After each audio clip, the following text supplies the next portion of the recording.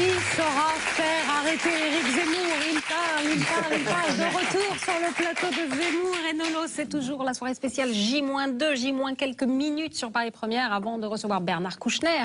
Tanguy, c'est à vous. Oui, alors cette semaine, deux locataires qui veulent la même maison, un F42 en plein Paris, se sont disputés en direct à la télé parce que Stéphane Plaza en RTT n'était pas là pour les départager. Marine Le Pen, on le voit, était atteinte d'un torticolis, tandis qu'Emmanuel Macron s'était assis sur son balai. Alors ils se sont exprimés chacun 1 heure et les journalistes 37 secondes à 2. Ici, avec ce temps-là, Zemmour n'a même pas le temps d'expliquer à Nolo que juste avant, il a été un peu long. Nathalie Saint-Cric, qui s'était fait faire un casque en cheveux par un ancien de la guerre du Golfe, devenu coiffeur, dépité, a fait cette tranche-là toute l'émission. Jean-Marc Ayrault, reconnaissant en elle, a proposé de l'épouser. Le Pen a dit « Vous êtes à plat ventre ». Macron a répondu « Non, je suis debout ». En fait, c'était Véronique et Davina, mais sans la scène finale où elles prennent leur douche avec les tétons qui pointent. C'était du sport, quoi. Alors avant cela, Macron s'est rendu au mémorial de la Shoah, puis à Oradour-sur-Glane, avec Brigitte en sweat et capuche. Le jour où elle visitera le musée de l'esclavage, elle viendra en claquette. Il a aussi commémoré le génocide arménien, puis la mémoire de Brahim Bouharam, ce monsieur marocain poussé dans la Seine. Bref, il est entouré de morts. Macron, c'est le gosse dans le film Sixième Sens avec Bruce Willis. Puis, il a fait un meeting où il a chanté la Marseillaise les yeux fermés pour ne pas voir les atroces t-shirts de campagne bleu schtroumpf et jaune cocu de ses fans. Si on met les types les uns à côté des autres, ça forme un arc-en-ciel. La petite Noémie, 7 ans, a failli lui prendre la bouche parce qu'il fait tellement jeune qu'elle a cru qu'il était en CE1. C'est quand elle lui a demandé « C'est qui ta maîtresse ?» et qu'il a répondu « Non, non, moi je suis fidèle » qu'elle a compris que c'était un post-pubère. Les fans de Macron, en pull Mickey, avaient même fait des collages. Un En Marche, c'est une sorte de centre aéré géant où personne n'aurait son BAFA. Alors cette semaine, Ségolène Royal est allée au meeting de Macron qu'elle soutient depuis qu'il a gagné le premier tour. Pas folle. Quand elle va à Vincennes, elle fait aussi son tiercé une fois que les chevaux sont arrivés. Alors, à peine en marche, elle a squatté le premier rang avec Brigitte, Delanoë, Collomb, Le Drian. Macron s'entoure de vieux, parce qu'ils vont mourir avant lui, donc il sera dans son élément. Ségolène a croisé Robert Hue. La petite Noémie s'est mise à crier « Regarde maman, Hatchoum a retrouvé Blanche-Neige ». C'était Disneyland. Alors cette semaine, Marine Le Pen a dit qu'elle enverrait à Matignon Dupont-Aignan, lequel lui a offert sa rose bleue. Il a des problèmes de circulation sanguine. C'est le seul type à être Premier ministre virtuel. Il a l'existence d'un hologramme de Mélenchon en plus soigné. Alors Marine et Nicolas ont fait une conférence de presse derrière un cordon rouge, comme au musée Grévin, sauf que les mannequins bougent. Ça fait ça aussi à chaque fois que Jack Lang se met à parler. Puis Dupont-Aignan a fait la première partie de Marine. Il a gagné 20 000 fans en 24 heures, comme Kim Kardashian dès qu'elle monte sa raie des fesses. Enfin, ils ont chanté entourés de jeunes, d'anciens macronistes refoulés du meeting En Marche pour être venus sans leur pyjama Snoopy.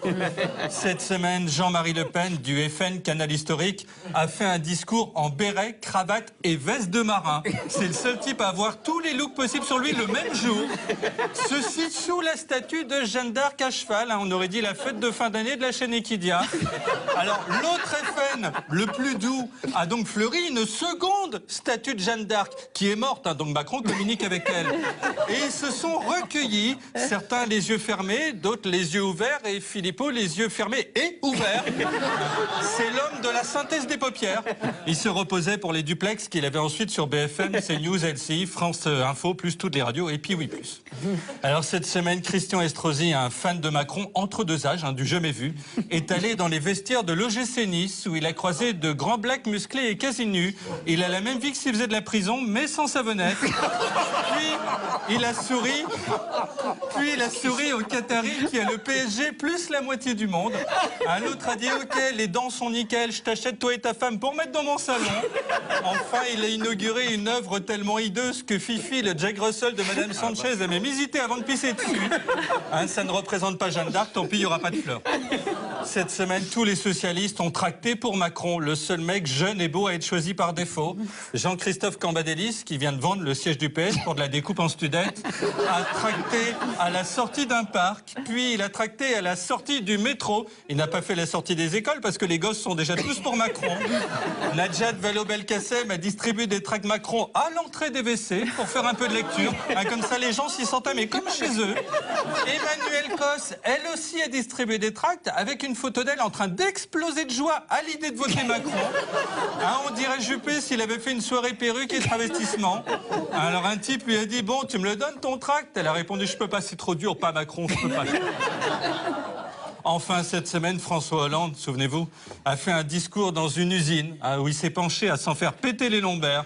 C'est le seul chef d'État à se cambrer comme Beyoncé. Puis, dans une autre usine, il a encore parlé à 90 degrés d'inclinaison. Son nouveau job, ça va être sosie officiel de la Tour de Pise.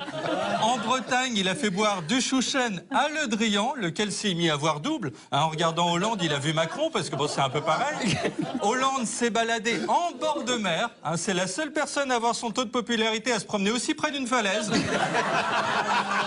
Il a vu au loin un bateau passer avec à bord des gens qu'il a cru reconnaître, c'est-à-dire le capitaine Haddock avec Tintin de retour du Brésil. À Belle-Île, il a dévoilé une plaque sur chevalet. Son quinquennat est tellement pourri qu'on les fixe même plus. Dès qu'il s'en va, on les met à la veille. Ensuite, à l'Élysée, il a croisé Schwarzenegger, le type qui vous fait vous sentir mince, même quand vous avez bouffé des chouquettes pendant 5 ans. Enfin, le président a reçu Muguet. Un niveau bonheur, ça équivaut à marcher dans 1030 chiens. Mais parce qu'il adore manger, c'est l'une de ses passions, avec avaler des aliments, on lui a ajouté une tête de veau, des huîtres, du fromage. De même, quand Julie Gaillet lui offre une cravate et le roule dedans des merguez, il a raison d'en profiter parce que ce dimanche, 2 locataires vont se disputer sa maison et ce sera fini. Adieu. Bref, quelle belle semaine ça a été. Bravo.